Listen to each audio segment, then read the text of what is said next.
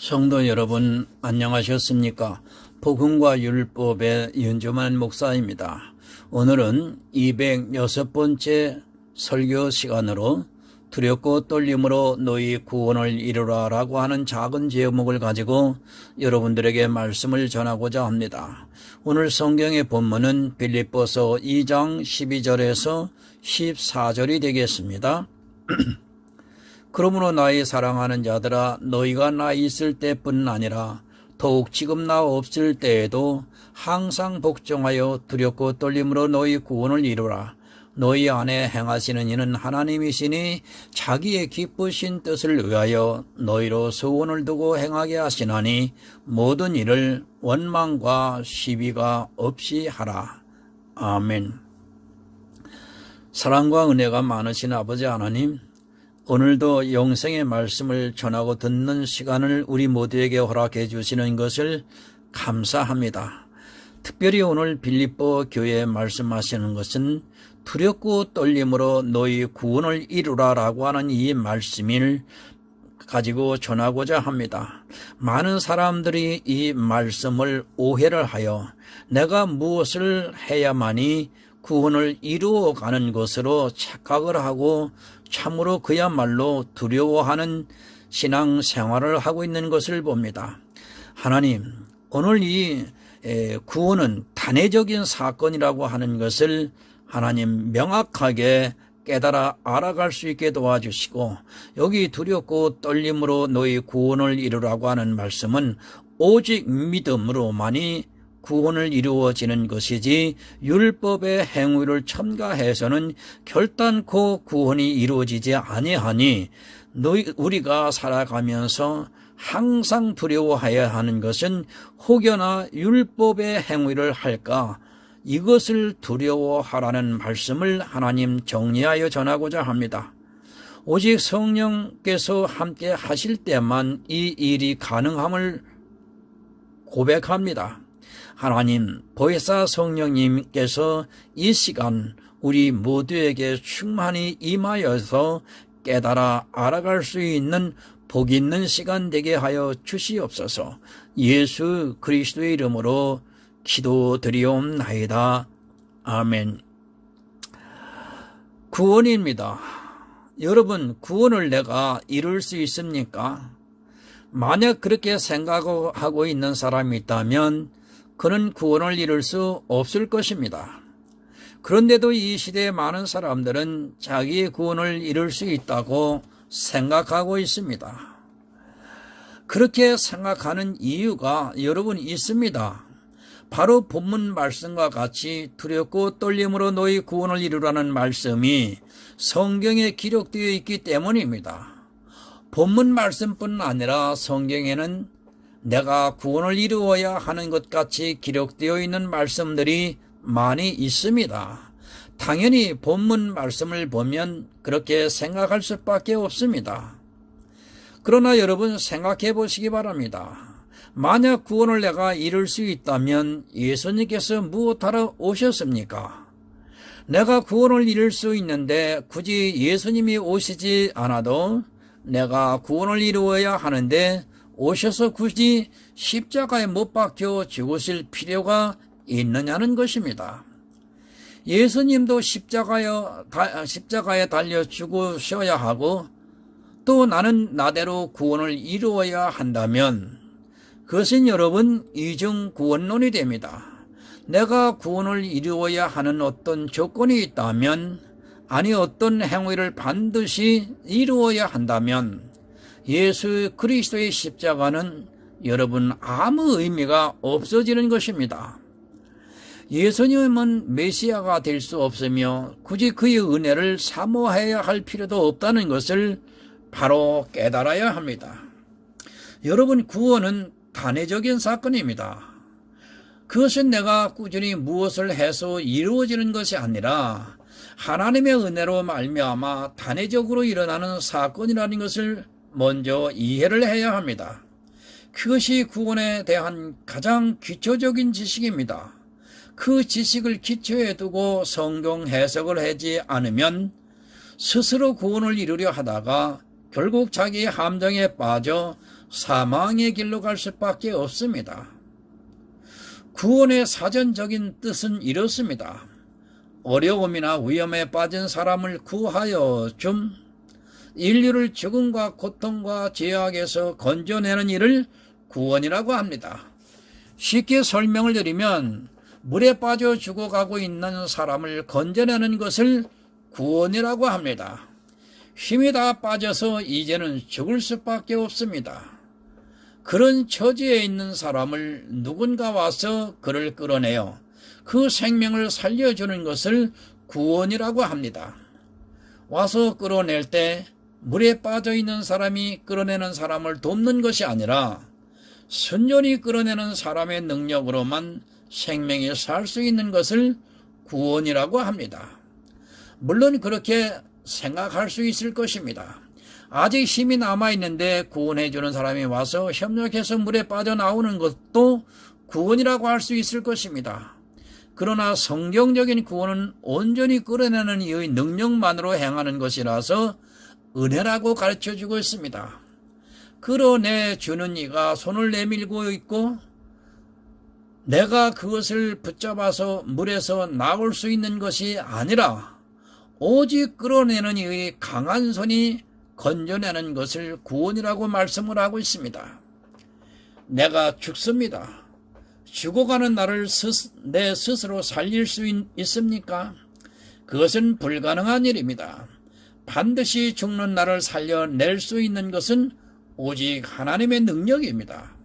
그 능력이 내 어떤 노력이 포함이 될 수 없다는 것을 먼저 깨달아줘야 은혜가 무엇인가를 이해하게 됩니다. 그래서 선물이라고 합니다. 에베소서 2장 8절입니다. 너희가 그 은혜를 인하여 믿음으로 말미암아 구원을 얻었나니 이것이 너희에게서 난 것이 아니요 하나님의 선물이라. 아멘. 선물은 남에게 무엇을 주는 것입니다. 쉽게 말씀을 드리면 내가 선물을 주었는데 그가 그 선물의 값을 10분의 1이라도 지불을 한다면 그것은 선물이 아닙니다. 만약 그 선물에 어떠한 대가가 있으면 그것은 선물이라고 할 수 없습니다. 반드시 선물은 그것을 준 사람으로부터 거저 받았을 때 선물이라고 합니다. 그래서 은혜라고 말씀을 하고 있습니다. 선물을 주었는데 어떤 대가가 없기 때문에 은혜가 되는 것입니다. 그리고 그것은 우리에게서 난 것이 아니라고 사도 바울은 분명하게 정의를 해주고 있습니다. 하나님께서 구원이라는 선물을 주셨는데 그것은 우리에게서 난 것이 아니라 오직 하나님께서 거저 주신 것이라는 말씀입니다. 선물을 선물로 받으려 하지 않는 것은 하나님의 선물을 모욕하는 것입니다. 사람이 주는 선물도 그 주는 이에게 이것 얼마냐? 내가 이 선물의 값 얼마를 주겠다고 해보시기 바랍니다. 아마 선물을 주는 사람은 심히 불쾌해서 다시는 그 사람에게 선물을 하지 않을 뿐 아니라 얼굴을 마주하려 하지도 않을 것입니다. 사람과 사람 사이에도 그런데 만물을 지으시고 창조하시고 만물이 하나님에게서부터 나오는데 그러나 하나님께서 나에게 선물을 주셨는데 그 값의 얼마를 갚으려 한다는 것은 하나님을 멸시하는 행위라는 것을 깨달아야 합니다. 가장 어리석은 사람은 선물로 받으려 하지 않는 사람입니다. 구원이 선물이라는 것을 알아야 합니다. 그리고 반드시 선물로 받아야 구원을 받는 것이지 하나님의 선물을 내가 이루려고 하는 행위는 선물을 거절하겠다는 의사표시와 여러분 같습니다. 이런 사상이 기초가 되어 있는 가운데 빌립보서의 본문의 말씀을 보아야 합니다. 선물로 먼저 받아놓고 나서 빌립보서를 보아야 성경 말씀에 대해서 오해를 하지 않을 수 있습니다. 본문 12절을 보겠습니다. 그러므로 나의 사랑하는 자들아 너희가 나 있을 때뿐 아니라 더욱 지금 나 없을 때에도 항상 복종하여 두렵고 떨림으로 너희 구원을 이루라. 이제 이 말씀이 조금 이해가 되실 것입니다.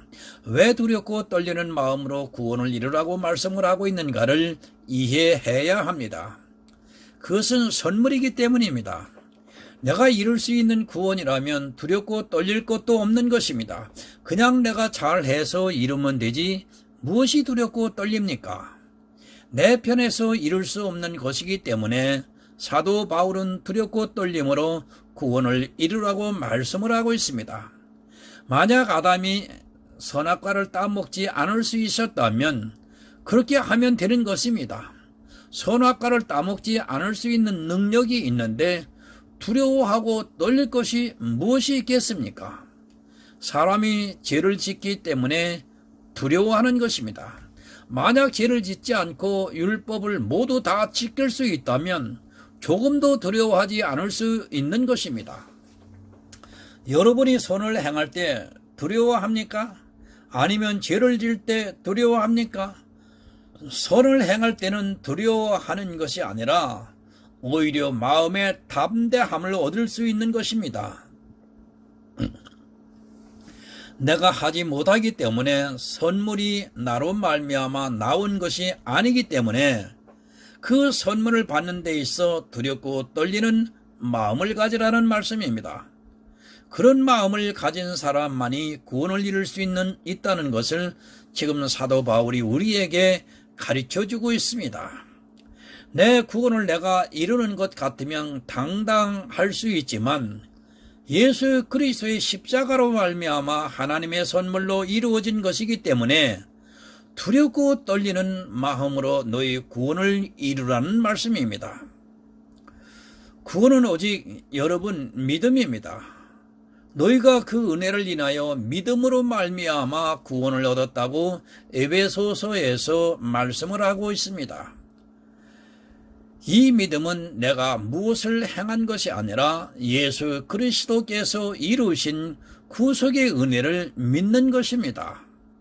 나는 한 것이 아무것도 없는데 예수님께서 다 이루신 것을 믿는 것이 믿음이라는 말씀입니다.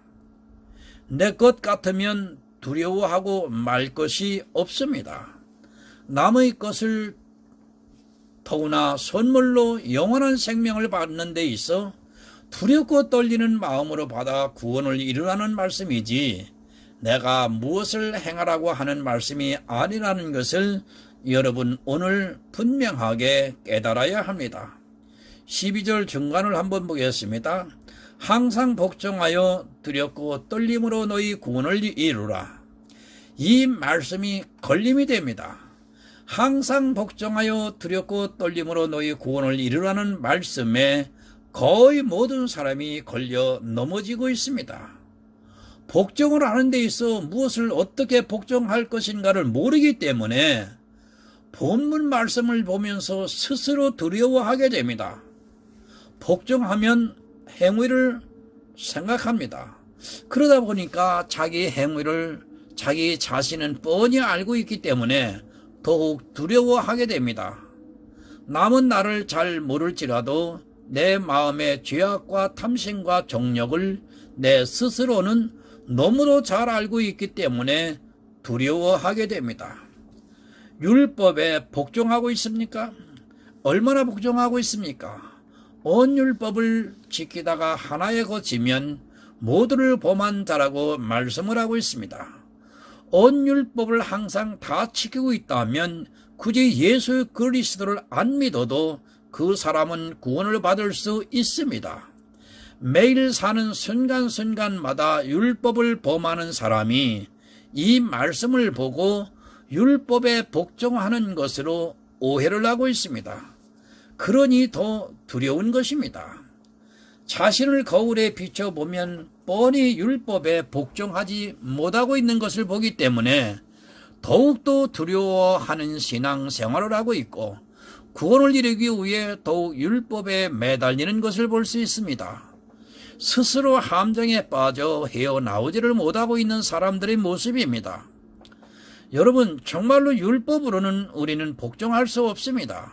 이 세상에 단 한 사람도 그렇게 행한 사람은 여러분 없습니다. 욥이 자기가 죄를 짓지 않았다고 내게서 죄를 찾아보라고 그 친구들과 변론을 하면서 나중에는 하나님께서 하나님의 공평한 저울에 달려보겠다고 자신있게 자신을 변호했습니다. 그러나 막상 하나님께서 나타나셔서 욥의 죄를 지적해 주시니까 스스로 티끌과 제 가운데서 회개를 했습니다. 사람은 죄를 찾지 못할지라도 하나님이 보시기에는 죄인입니다. 그런데도 사람들은 구원을 이루려고 두렵고 떨리는 마음으로 율법에 복종을 하면서 그 율법을 지키고자 애를 쓰고 있습니다. 그렇게 두렵고 떨리는 마음으로 율법을 지키려고 노력하고 있지만 역시 그 마음에는 두려움이 가득 차게 됩니다. 그 이유는 자기가 율법을 다 지키지 못하고 있는 것을 알고 있기 때문입니다. 사도 바울이 율법에 복종하라고 이 말씀을 기록했습니까? 사도 바울은 여러 곳에서 율법이 폐해졌다고 기록을 하고 있는데 자기가 폐하여졌다고 하는 그것에 다시 복종을 하라고 본문 말씀을 기록했다면 우리는 더 이상 성경을 볼 필요도 예수를 믿을 필요도 없습니다. 율법으로 말미암아 의롭다 함을 얻을 육체가 하나도 없기 때문입니다. 데살로니가 후서 1장 8절을 봅니다. 하나님을 모르는 자들이 우리 주 예수의 복음을 복종치 않는 자들에게 형벌을 주시리니. 여러분, 성도는 복음에 복종을 합니다. 예수 그리스도께서 자기 육체로 폐해버린 율법에 복종하는 것이 아니라 이제는 복음에 복종을 하면서 성령의 감동하심에 따라 행하고 있다는 것을 분명히 알아야 합니다. 복음에 어떻게 복종을 합니까? 바로 예수 그리스도의 구속을 믿음으로 받아들이는 것입니다. 이 시대도 육적인 사람은 교회에 나와 있지만 율법에 복종을 하고 있고 영적인 성도는 복음에 복종을 하고 있습니다. 항상 복종하라는 말씀은 항상 믿음을 버리지 말라는 말씀입니다. 믿음이 아니고는 구원을 받을 육체가 여러분 없습니다. 이 믿음이라는 것은 내가 어떤 것을 행한 것이 아니라 예수 그리스도께서 이 세상에 오셔서 십자가를 지시고 또 부활하셔서 하나님 보좌 우편에 앉아 계시는 그것을 믿는 것입니다. 이 일을 하는 데 있어 내가 행한 것이 무엇이 있습니까?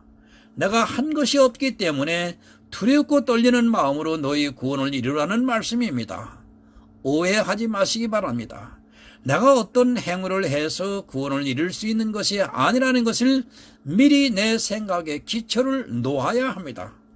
그럼에도 많은 사람들은 본문 말씀을 보면서 거의 율법적인 사상에 사로잡혀서 해석을 하고 그렇게 가르치고 있습니다. 노아를 구원하신 분은 여러분 하나님입니다. 또한 아브라함을 부르시고 이삭에게 약속을 하시고 야곱을 구속하셔서 구원하신 것도 하나님의 경륜입니다. 그들이 어떤 행위를 잘해서 자기들을 구별한 것이 아니라 하나님께서 은혜를 입어 구원을 받았다는 것을 성경은 분명하게 가르쳐주고 있습니다. 구약의 모든 사람들도 믿음으로 구원을 받았습니다. 바로 이 믿음이 복음에 복종하는 것입니다. 복음에 복종하는 것을 모르기 때문에 믿으려 하기보다는 행위에 집착을 하게 됩니다. 신앙인들이 반드시 깨달아야 하는 것이 있습니다. 내용입니까? 형식입니까? 성경 전체의 내용은 예수 그리스도입니다. 그리고 그 내용은 다가가게 하는 것이 바로 그 내용으로 다가가게 하는 것이 바로 형식이요 율법입니다. 이 두 가지는 마치 동전의 양면과 같아서 내용에 충실한 자는 내용을 더 깊이 알고자 사모하고 형식에 충실한 자는 더 좋은 형식을 갖추기 위해 노력을 합니다. 이 두 둘을 다 갖출 수 있다고 여러분 생각하지 마시기 바랍니다. 만약 이 둘을 다 갖출 수 있다면 우리는 오직 믿음이라는 단어를 사용해서는 안 됩니다. 내용을 따라가는 성도는 예수 그리스도만을 바라보고 복음의 복종을 하면서 자기 구원을 이루기 위해 성경 전체의 내용을 알고자 지혜를 늘 구합니다. 그러나 형식에 사로잡히면 이스라엘과 같이 율법주의에 빠집니다. 이스라엘은 완전한 형식을 추구하는 율법주의였다면 이 시대는 요한계시록에 기록된 것과 같이 음녀의 모습으로 나타납니다. 음녀는 두 남편을 함께 섬기는 자입니다. 율법의 남편과 복음의 남편을 함께 섬깁니다. 주님께서 다시 오시는 날에 될수록 교회는 두 가지 모습으로 나타납니다. 그 하나는 바로 신비주의이고 다른 하나는 음행하는 모습으로 나타납니다. 그것은 율법주의에서 변화가 된 여러분 성화주의입니다. 복음도 믿고 그리고 율법도 잘 지키는 사람의 눈에 보기에 최상의 모습으로 보여진다는 것을 기억하시기 바랍니다. 얼마나 좋습니까? 꼭 먹고 알 먹고 도랑치고 가재 잡는 격입니다. 예수도 잘 믿고 또 성화가 되어 율법도 잘 지키고 하는 것은 아마 거의 모든 사람이 바라는 마음일 것입니다. 그 마음을 사단은 너무도 잘 알고 있기 때문에 교회에서 그런 자들을 지도자로 세운다는 말씀입니다. 요한계시록 17장 7절을 봅니다. 천사가 가로되 왜 기히 여기느냐? 내가 여자와 그의 탄 바 7머리와 10뿔 가진 짐승의 비밀을 네게 이르리라. 사도 요한이 놀란 것입니다. 왜 마지막 교회의 모습을 보고 놀랐겠습니까? 사도 요한이 보기에는 분명히 구원을 받을 수 있을 정도로 완전하게 보였는데 그 교회가 바로 음녀에게 미혹이 되어 있는 교회였기 때문에 사도 바울이 놀랄 수밖에 없는 것입니다. 사도 요한도 놀랄 정도입니다. 그런데 이 시대의 사람들이 과연 그것을 분별할 수 있겠습니까? 복음이 완전하게 있어 구원을 받은 사도 바울도 마지막 교회의 모습에 놀랐습니다. 사단이 얼마나 지혜로운가를 바로 깨닫지 못하면 이 놀라운 것을 자기가 멸망에 빠질 때에 알게 됩니다. 사도 요한이 보기에 가장 완전한 교회가 바로 음녀였던 것입니다. 성경은 마지막 교회가 큰 음녀라고 분명하게 말씀을 하고 있습니다. 큰 음녀라는 말씀은 바로 예수님께서 하신 말씀, 내가 올 때에 믿음이 있는 자를 보겠느냐는 말씀을 그대로 환상으로 보여주신 것입니다. 교회는 점점 형식을 쫓아가고 있습니다. 사람들의 눈에는 그 형식이 너무도 좋게 보이기 때문입니다. 오케스트라와 같은 찬양대와 그리고 성 같은 교회를 지어놓고 세상에서 이름이 있다 하는 명망 있는 사람들이 그 예배에 참석을 하고 그 안에 자기가 들어있다는 것은 인간으로서는 너무도 매력적인 모습입니다. 제가 큰 교회가 무조건 잘못되었다는 것을 주장하는 것이 아닙니다.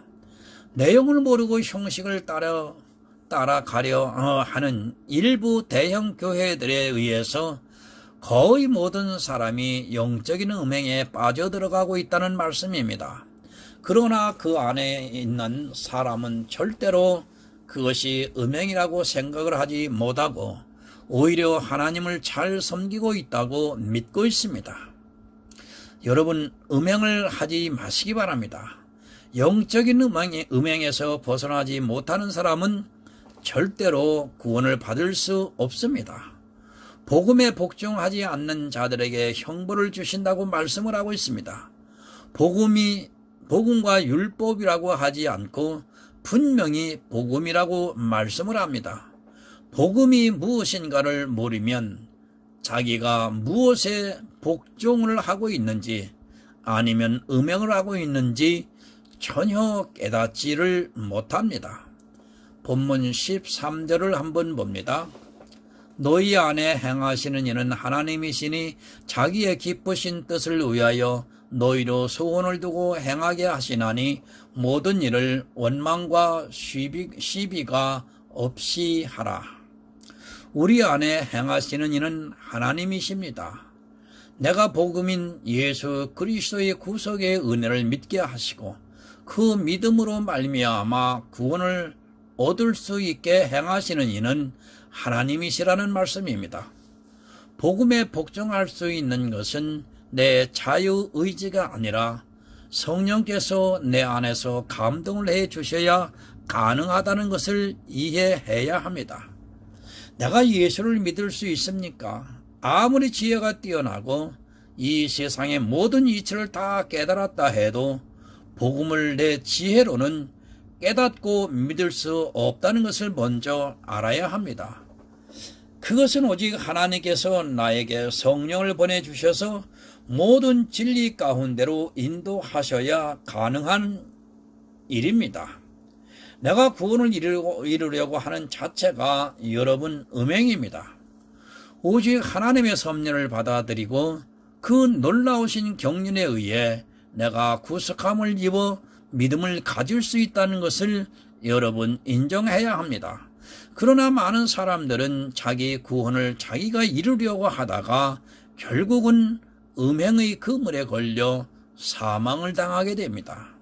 13절 중반입니다. 자기의 기쁘신 뜻을 위하여 너희로 소원을 두고 행하게 하시나니 하나님께서 가장 기뻐하시는 일은 성도의 구원입니다.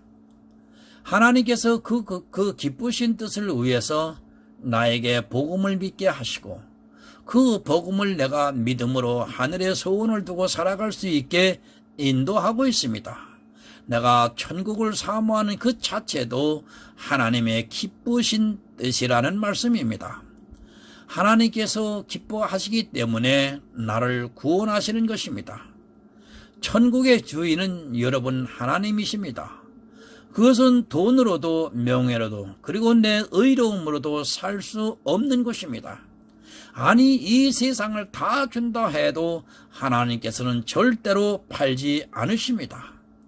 그런 천국에 갈 수 있는 방법은 오직 하나님께서 나를 기뻐하셔야 가능합니다. 그래서 은혜라고 말씀을 하고 있는 것입니다.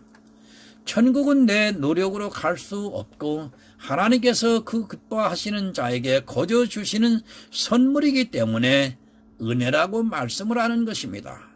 그러나 그 은혜를 은혜되지 못하게 하는 사람들이 있습니다. 바로 두 남편을 섬기면서 음행을 하는 자들입니다. 그들은 천국의 가치를 너무 모릅니다.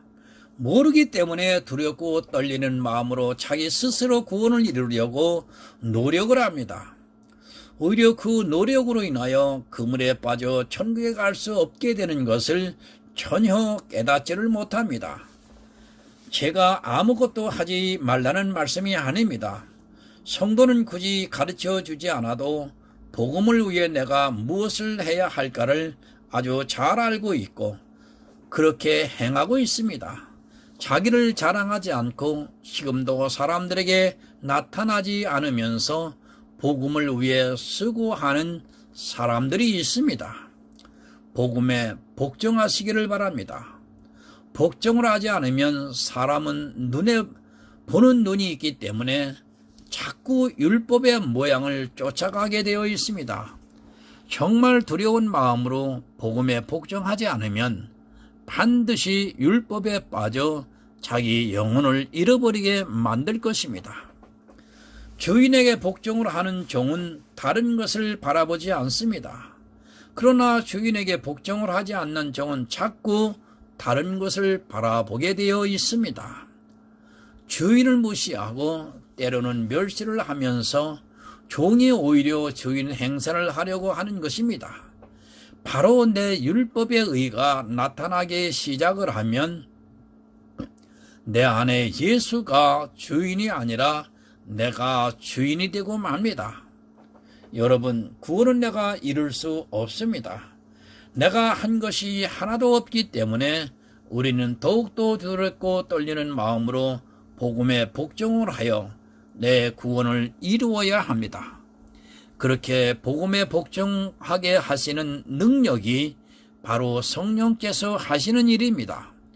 진리의 성령의 감동을 받아 복음에 복종하여 자기 구원을 이루는 하늘의 아름다운 성도가 되시기를 예수 그리스도의 이름으로 부탁을 드립니다. 기도하겠습니다.